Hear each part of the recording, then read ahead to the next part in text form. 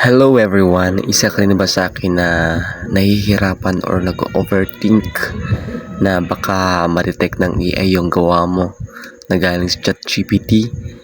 Now, tuturo ko sa inyo kung paano at mas madali ay explore any websites, and some of them is may bayad talaga.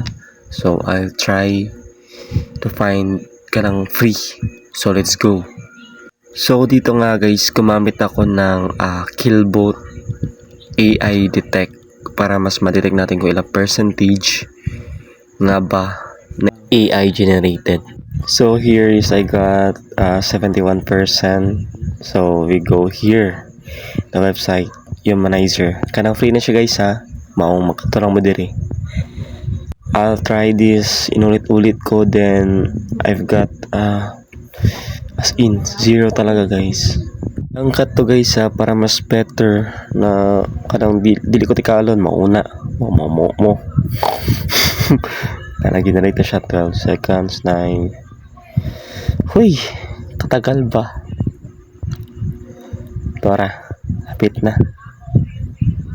Kaya siya guys, after na ikaw i-paste ra.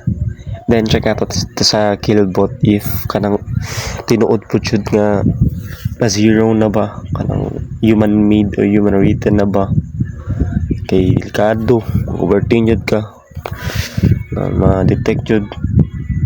As usual sa ako dili man ako need, but kanang gusto lang na ako maano nga maano good ng huy ato ra zero na guys, mga wow mo